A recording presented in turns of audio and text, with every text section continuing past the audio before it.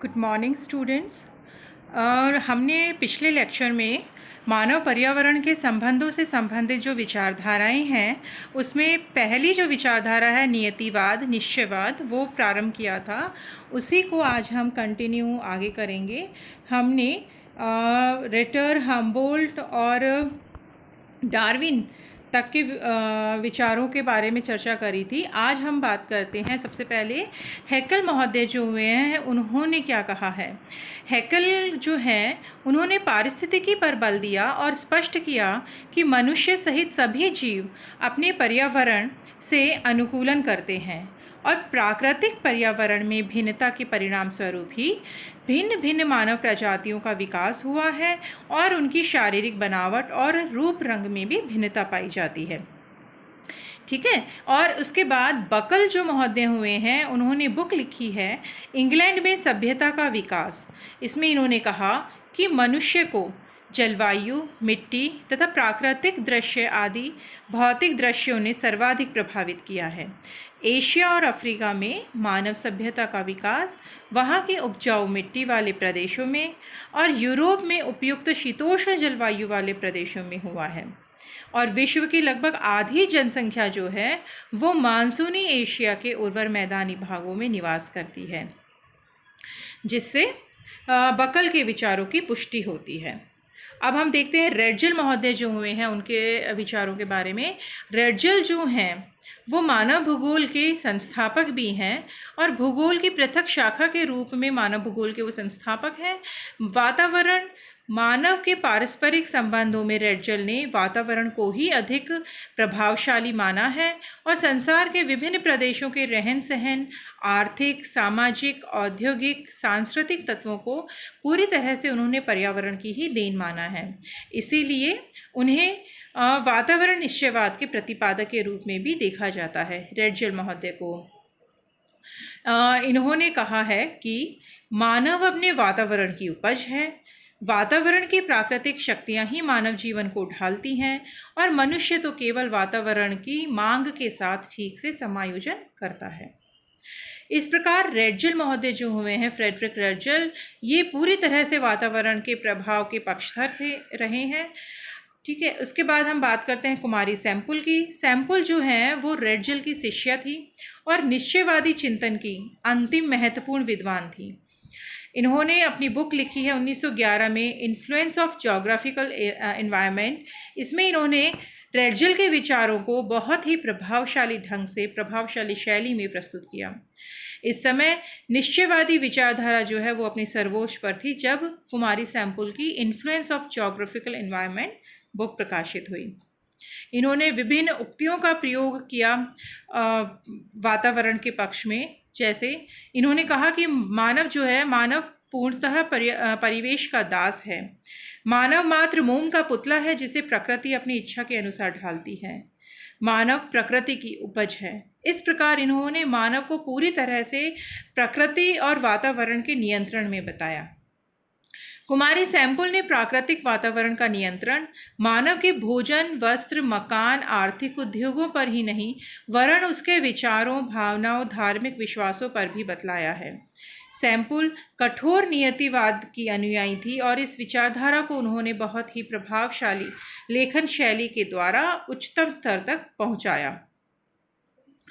ये तो बात हुई विभिन्न भूगोलवेताओं ने निश्चयवाद के बारे में जो अपने विचार दिए हैं, लेकिन निश्चयवादी विचारधारा जो है वो भी एक अतिशयोक्तिपूर्ण विचारधारा थी जिसमें कि वातावरण को आवश्यकता से अधिक महत्व दिया गया।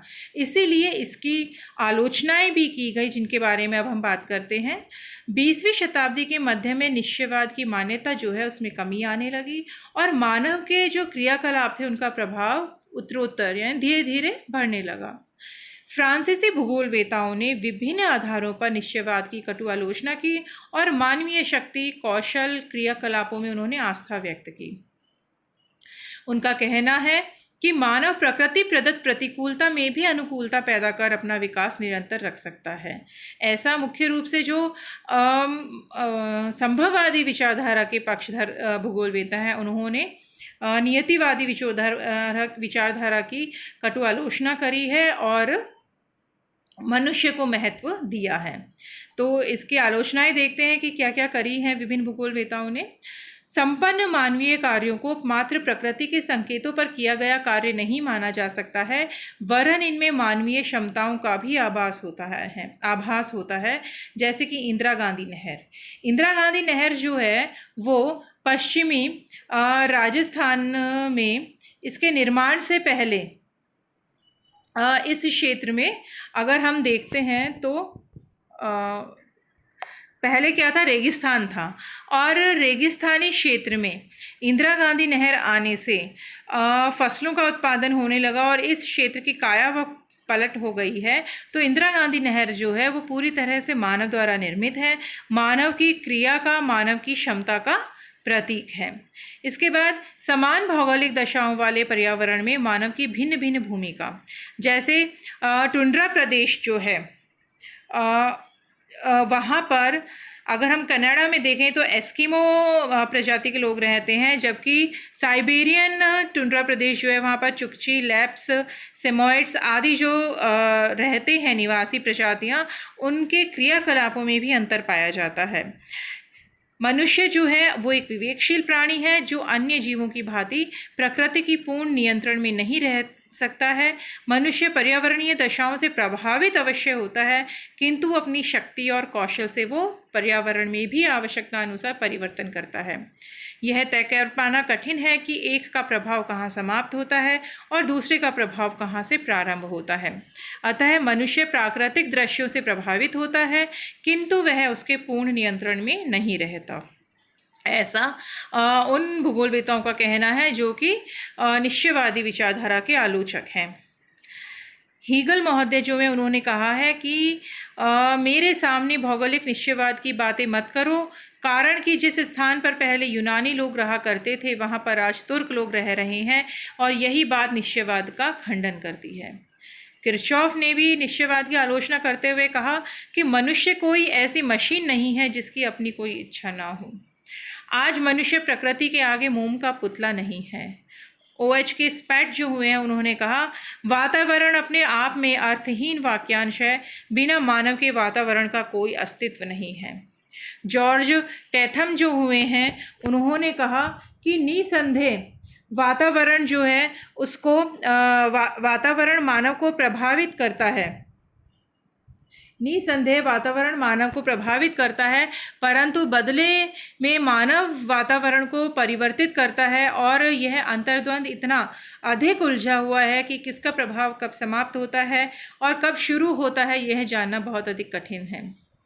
जनसंख्या का वितरण मानव की पसंद का परिणाम है।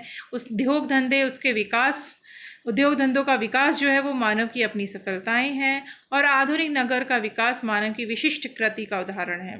इस प्रकार जो निश्चयवादी विचारधारा के आलोचक हैं उन्होंने मानव को क्रियाशील और सक्रिय माना, और उन्होंने कहा कि मानव जो है वो ऐसा नहीं है कि पर्यावरण के पूर्ण नियंत्रण में है, वो पर्यावरण से प्रभावित तो होता है किंतु पूरी तरह से नियंत्रित नहीं होता। मानव भी अपने कौशल, बुद्धि, विवेक से पर्यावरण के साथ क्रिया प्रतिक्रिया करता है, उसको प्रभावित करता है। इस प्रकार हमारा जो निश्चयवादी विचारधारा है मानव पर्यावरण के संबंधों से संबंधित, वो पूरी होती है।